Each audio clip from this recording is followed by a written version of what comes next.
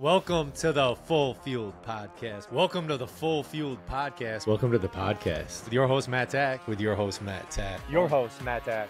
Who are you? I'm Dr. Alfred Alessi. Dr. Alfred Alessi. Dr. Alfred Alessi. They know by now, bro. They know by now. I'm going to set what the new normal looks like in my life. You're not limited by your genetics. You have a superpower that is lifting people up. Dude, you look real. The only way we're going to get the word out is with you. Live full fueled, live beyond limits, baby. Let's go. This beautiful day on October 24th, 2024, we have the live Full Fueled Podcast with your host, Matt Tack. And Dr. Alfred Alessi. What's up, dude? How you doing today? I'm doing phenomenal. You're looking good. Thank you. I appreciate you. We're going to talk about some diets today. I think I'm not like super keen on the word like diet because I think always people think of it's like short term. But a diet should be something you can commit to long term. And then you can make, corrections and adjustments to like as necessary. Maybe you might be in a seasonality of something. But I think there's always like kind of the underlying fundamentals that you need to maintain consistency with. But we're going to talk through a few and then we're going to give you a surprise. So listen in and get our insight. So take it away, Doc. Yeah, man, I'm with you on that like diet is a stupid word. Let's just get rid of it. Let's not use that anymore. How do we like fuel, right? That's why we came up with the term full fueled, but like part of our pillars is fuel, right? Like how am I fueling my body? And then that like creates in your head the idea of like what I'm putting into my mouth is actually going to be used, right? Like, or I'm utilizing this. There's a purpose behind it, right? I'm not just like shoveling stuff in my face, which is what 90% of people are doing on a daily basis is just like mindless eating or like snacking, right? Foraging, like just putting things in your mouth because you feel hungry, right? You're responding to a signal and then you're just like giving into that versus like, no, man, this is like stuff that I use to build my body up, stuff that I use for energy to then go do, some type of activity or to get through my day, right? But it's fuel, man. So I think, kind of for purposes of this episode, let's talk about like kind of like the best fuel. Or like, what is the best way to fuel your body on a daily basis? And, there's different fuelings or diets for different things. Like in my practice with functional nutrition and the functional medicine, a lot of what I do is helping people with like autoimmune conditions or gut dysfunction, leaky gut, this kind of stuff. So the approach there is often elimination, which elimination means eliminating like offenders, which would be, if we ran some kind of a food sensitivity screen, what foods are triggering their issues, or, gut kind of like irritability. So a lot of times it's those processed foods, processed sugars, refined grains. It could be like conventional dairy. It's such a hyper processed product. It's pasteurized and it's really broken down. It's not what it is supposed to be. So really getting away from those kind of things and eating more of like a paleo-ish, right, type of diet. And so I really like carnivore and paleo approaches to that because you're eliminating just processed foods. And then when you're eating more meat, you're getting that lean, high quality amino acid structure, tons of minerals and nutrients that are in those things, typically more like red meats.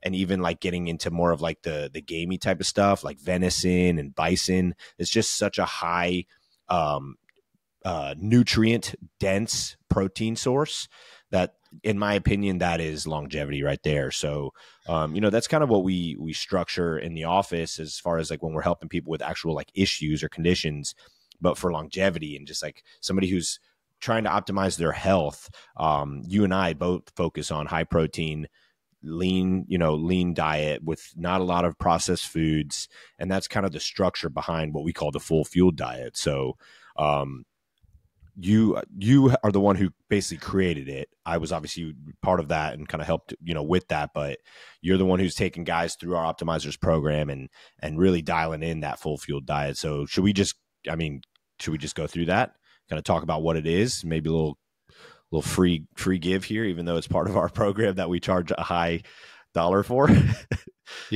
Yeah. But it's I mean, it's a giveaway, right? We want to make sure that everyone is getting value. And if they can do it themselves, they can do it themselves. But a lot of people like the accountability and community in terms of what that driver looks like. So that's what we're here for within the optimizers, is to make sure you have not only that, but your programming structured.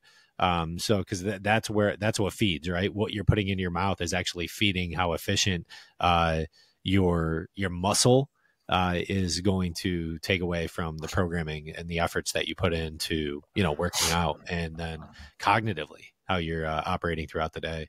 But the full fueled diet essentially plan, or fuel plan, as we call it, is pretty much programmed 2 to 3 meals a day. So, and how it I'm sorry, 2 to 3 meals, where you're programming those as high dense meals throughout the day. Now, the reason why we say 2 to 3 meals is because of the fact that you can have a time restricted portion, right, where you can fit it in during a certain amount of hours, like Dr. Alessi does.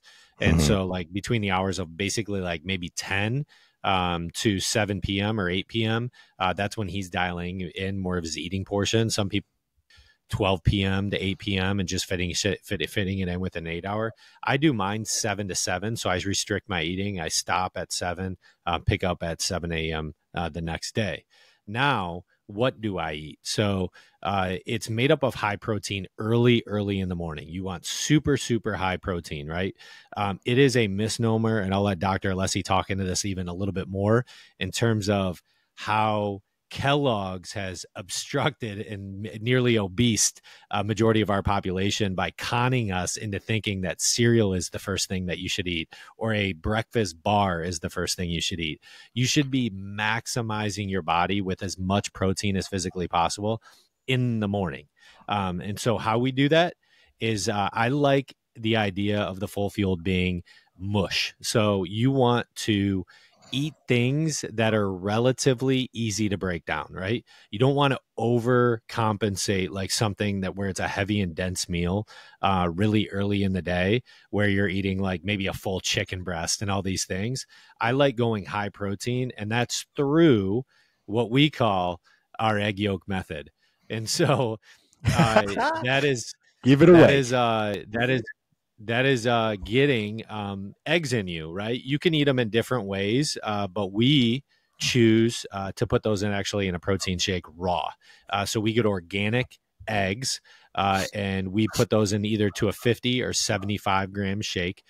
We do typically we do operate off of the ISO 100 dimetized, the hydrolyzed protein. And this is the reason why I like the way of hydrolyzed. You don't necessarily need to go with dimetized ISO 100, but hydrolyzed is very efficient in breaking down protein.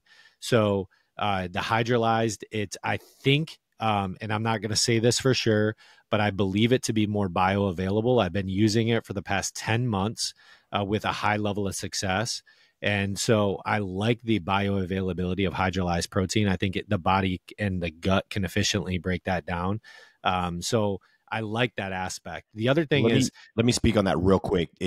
When you take a whey protein shake or you take any kind of protein supplement and you have gastric distress, or you're like, man, I'm gassy, I'm farting, I'm burping, it feels kind of like I feel full, that means something's going on in the gut where maybe it's not being used optimally, right?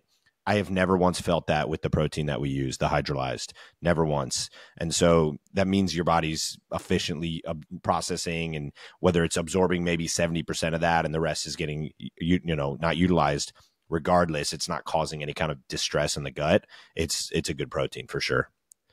Keep going. Yeah. So protein, I think that's an efficient way to get protein. Another way, and this is where we believe in mush early, is getting like a Greek yogurt with high levels of protein. Now, this is the cadence at which you need to operate on how you measure protein versus carbohydrate balance, especially in the mornings.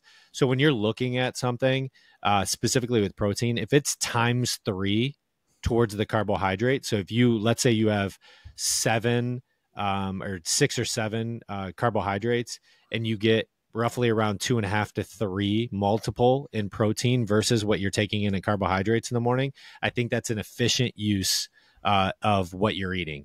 And so I like to go with a yogurt in the morning. Oikos Pro is a great yogurt. They're making some really quality high protein yogurts today that I think are extremely efficient.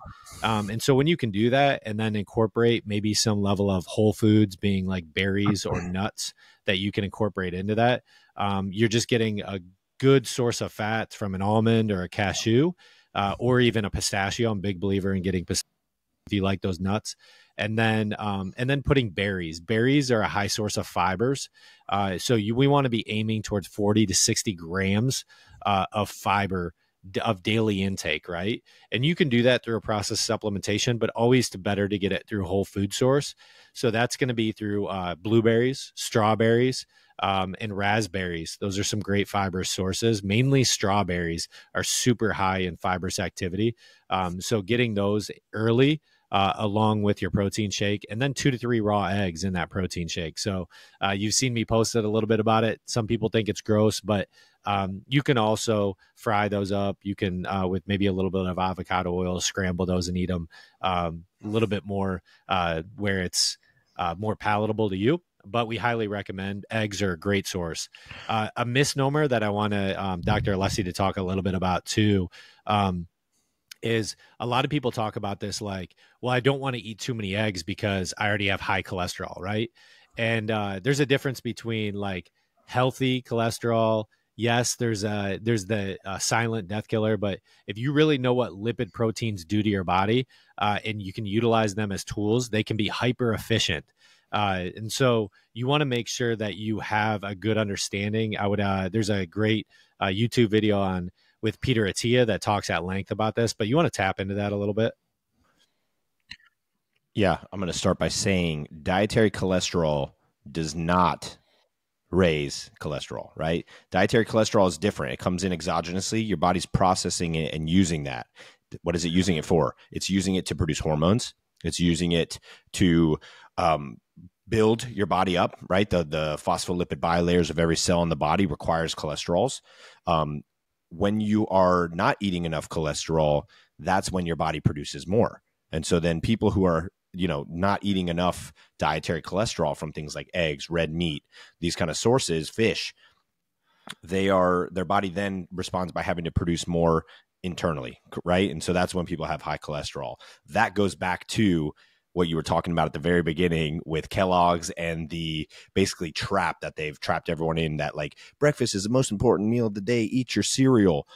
Yeah, let me just spike my blood sugar really quick with this highly processed grain sugar bomb cereal in some pasteurized, highly processed milk. And let me call it a morning. No wonder everyone feels like crap and is fat, right? And so what you should be doing in the morning is like you're talking about, high protein, some good cholesterol from eggs, right? That's with vitamin D and all the good stuff that's supposed to be utilized by your body, and watch your cholesterol levels go down, right? Get off the statin drugs and get on the eggs. Huge. So that's it right there. That's the reason why. So then what we do, so that's more of an early morning shift. So whether you're kind of cadence a little bit later in the morning or earlier in the morning, like me, I tend to sway towards the 7 a.m. route. 7:30 is typically when I'm dialing that in. I pretty much stop eating at 8 a.m. So I get everything in by 8 a.m. Then you're going to go into kind of a lunch pattern, which should be your lightest meal of the day. If you really, really want to stay optimized, it shouldn't be a dense meal. So you want higher protein. So you want the allocation to be higher protein. But this is where you can get whole food sources. And it depends on kind of where your activity lies. So if you're going to be working out in the morning, I would suggest the workout to be 4. Before and then you get a quality meal in after, not the meal before and then the meal after. So you definitely want to be a little bit more dense but lighter in nature. What we typically go with here is more of a salad based approach. So you're getting your greens in play. You're getting maybe some spinach as well. Spinach is actually high in protein. You also want to get your complex carbohydrate source from berries again. This is the activity of getting whole food sources through fruits. and getting the fibers you need. So we are extremely deficient as American society in fibers. And that actually really, that's a gut test, right? So if you look at your poop, I'll tell you if it's a mud pie, a fiber. So you want to make sure you're taking a look at that. But the one major thing here is putting berries in play. So I always stray towards strawberries, blueberries. Those really big, gigantic blueberries that Dr. Alessi buys are fantastic too. I started buying those. Those are quality. Raspberries are a good source. If you do want to throw nuts in there, again, that's completely fine. Something easily digestible, as well as a protein. So I tend to stray towards chicken cutlets, and I like putting high protein. The aim in every single meal is getting a minimum of 50 grams of protein. Now, if you are a woman, how you measure this, right, is your ideal body weight. So what's your ideal target body weight? And so then you would measure it based off of a third of a balance associated to that. So if you're a woman that's trying to get to, let's say, 110 pounds, you want to make sure you divide that by 3, and then you have the allocation of protein per meal, right? You might get a little bit more in the mornings, and then you can dial that back a little bit to hit your 110-pound target. Now, for me, I'm getting an overabundance because my strategy is a little bit different. But you always want to go towards your target body weight in protein, and then you divide that by the number of meals that you're going to be having in that day. And so like I said, we're recommending if you're time restricted eating and you're getting 2 meals in, those are going to be way heavier protein balance. If you're getting 3 meals in, you can divide that by 3. But then, as always, you're getting your proper fiber intake through whole food sources. So that's going to be your lighter portion of meal. Again, it's going to be green, something that you can easily break down. What I always tend to stray towards, and I've been doing this a lot lately, is I'm not going to lie to you, I have a sugar urge, and we don't program that into the full field diet. And so what I do to get additional protein in is have a yogurt after every meal. So I, again, have another yogurt that kind of urges my balance and me wanting something of sweeter in nature, but it kind of cuts that edge out and then gives me a satiated appetite, or satiates my appetite with a yogurt. So that's how I get actually usually eating another yogurt, and that more serves as the dessert of my lunch. And then for the full fueled home run meal, I typically go a little bit heavier in the evenings. And so what we've incorporated there is where you're targeting maybe some red meat. So you can have red meat or chicken. I have a lot of chicken, but this is where I'm going to incorporate red meats. I typically don't have red meats in my first 2 meals, but my third meal I will. And so that can incorporate a range of various topics, but how you want to portion control it is that it's going to be heavier on the protein side again, right? And so you want to make sure that 30 to 40% of that meal is going to be associated to protein. And so that could be red meat, but understanding that like a 6-ounce chicken breast is roughly anywhere from like high end 30 to really, low end 30 to 35 grams of protein. So as you go up, if you look at a 6-ounce chicken breast, you want to make sure you're evaluating, do I need, 1.5 chicken breast to get to more of a 50 marker, or do I need to dial that down? So that's how you're going to look at that. The one other thing that we like incorporating in is just ease of use, right? In this approach, but something that is easily broken down. So we stray towards white rice. White rice is something that the body is able to manage very easily and be broken down, but it's a very efficient carbohydrate source. I would say that this is even better utilized than even a brown rice. So you want to say something? And real quick, here's a little tip for doing the white rice is cook it the day before and then let it cool in the fridge and then reheat it. And the carbohydrate complex of the rice becomes less of a blood sugar spike. So it becomes more of a resistant starch than like a carbohydrate. And so it's able to mitigate that blood sugar response. And you're going to be able to use, not have to worry about that as much. So that's just a little tip. That's huge. So, and then again, it's incorporating something in beyond that is green in nature. I love Brussels sprouts, and so we recommend getting bell peppers, Brussels sprouts, something green in nature that you can put as an additional carbohydrate source on your plate. But that's also portioned correctly, right? So you need to make sure you're managing. One thing we do in the optimizers program, one of the first things we do is teach people how to count macros, right?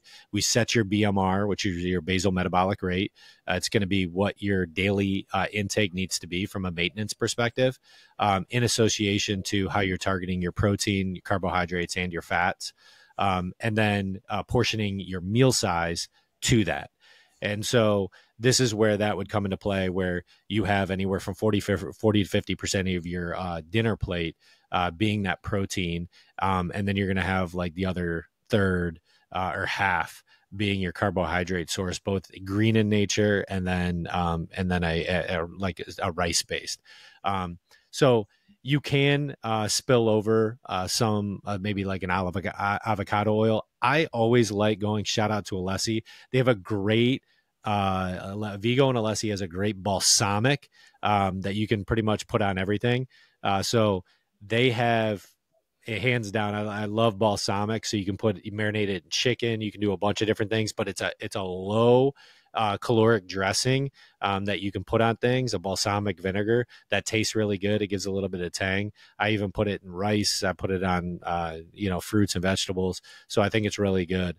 And then again, on the backside of that is like, when you have that sugar urge, always defer towards protein. So I probably have about 2 to 3 yogurts a day with a high protein balance.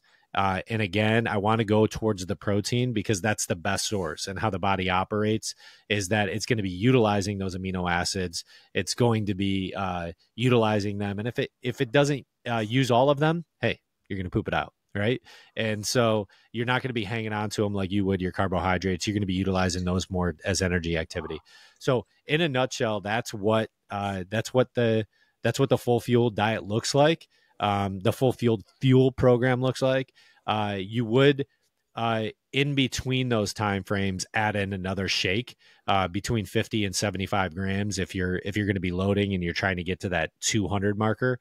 It's rather hard through 2 to 3 meals to get in 200 grams of protein. So if you're a bigger guy that has a goal weight of 200, maybe you're 250 pounds and you're trying to get down to 200, 230, trying to get down to 200, it's rather hard. And that's why we recommend additional protein shakes as a supplementary source to add into that. And then you'll see the weight come off and the strength gain come about. So that's what we got. Anything you want to add too?